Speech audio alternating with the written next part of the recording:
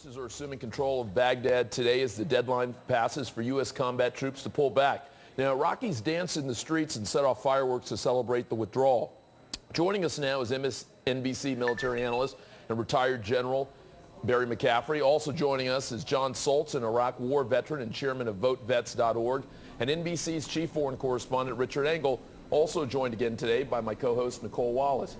Richard, so let me start with you. How significant is today's pullback, or realistically, are we still another 18 months away from a moment that will have long-term significance? It's a very significant legal change that happens today.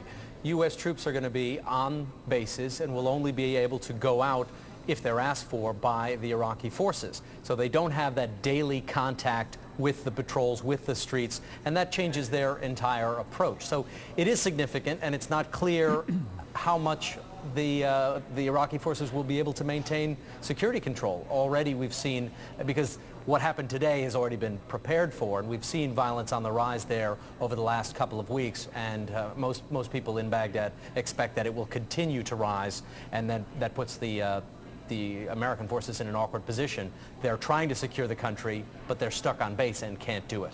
General McCaffery, what are some of your former colleagues and even some of your former subordinates telling you about what they expect life to be like for the troops on the ground in Iraq over the next 6 months? Well, I wouldn't want to speak on their behalf, but I would underscore what I think Richard Engel, a point he made earlier in today, that I think once we get back on these major combat bases, we're largely out of the daily flow of events. The casualties will continue to drop. There's going to be a surge in violence among Iraqi factions. This will accelerate the withdrawal of U.S. forces from Iraq, in my opinion. I'd be astonished if we don't actually comply with the president's goal of get out of the combat troops by August of 2010 and be largely out. I would bet you within 18 months. General McCaffery, I want to make sure I understand what you just said. You said that you expect the surge in sectarian violence actually to accelerate the U.S. troop pullout. Is that right? Yeah, sure. You'll have, 3 combat brigades sitting in Camp Victory watching a shootout in the streets. The Iraqis are going to solve these problems in their own way. It's going to be ugly. And a lot of these soldiers are going to be writing their mom and dad saying, what am I doing here? There's going to be a huge political barrier to being invited back in by the Iraqis, never mind U.S. combat forces being reinserted and taking casualties, trying to tamp down this continuing low-level civil war. So I think, by the way, this is the right thing to do. This was the status of forces agreement. But my guess is this is inexorable. We're coming out of Iraq, and that's good. Richard? Yeah, I agree with him that this is something that had to happen. You can't have American forces deployed in full combat mode indefinitely. So eventually you had to give the Iraqis some control.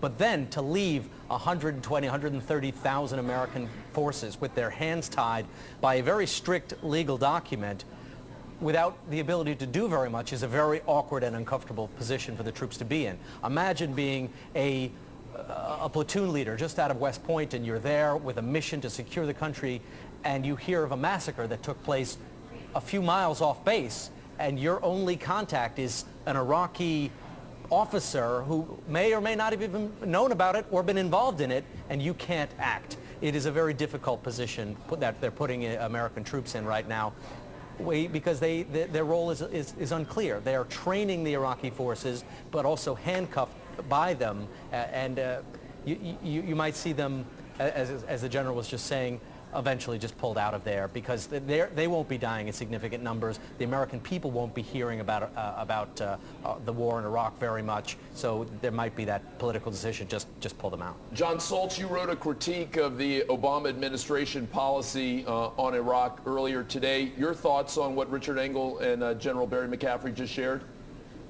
Well, I agree with both of them that violence is going to go up. I mean, building a foreign army is like building a forest. You can plant the trees, but it takes years to grow. I mean, a lot of the young officers, my year group's 99, 2000, 2001, they're really the ones on the ground fighting in this war.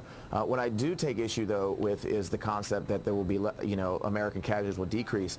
Basically there was 3 missions going on in Iraq. One was land ownership. That's what we're pulling back from. But we still have our military transition teams out with the Iraqi units. I think there's a real chance that as violence increases, we'll still sustain casualties there. We're still going to have to move logistics convoys between point A and point B, between our major FOBs. That's been a major contention of combat. 1 of every 3 troops in Iraq has died from IEDs on the road. So if I'm the Obama administration, I'm honest here and I lower expectations. Violence is going to go way up. The Iraqi army is controlled by certain militias, and you still have the underlying political problems. The surge is almost a greater failure than the invasion itself because we haven't dealt with the politics of Kirkuk and the oil law.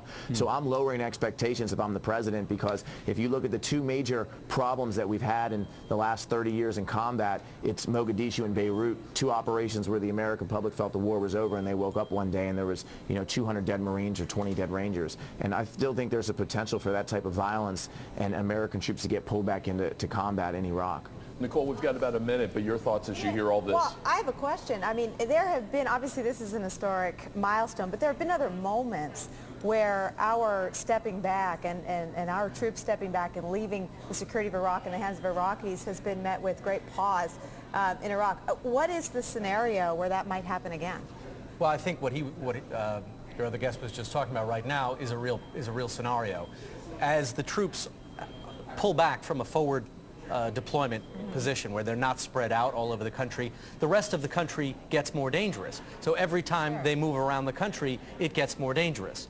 So the situation is, do you stay like that forever, where you're in every kind of police station and in every combat outpost across the country, or do you eventually pull back with the assumption that the country will get more dangerous and that as those troops do move around, they are at greater risk? You guys, I hate to leave it there, but I have to. Nicole Wallace, Richard Engel, Jon Soltz, General Barry McCaffery, thank you all for joining us.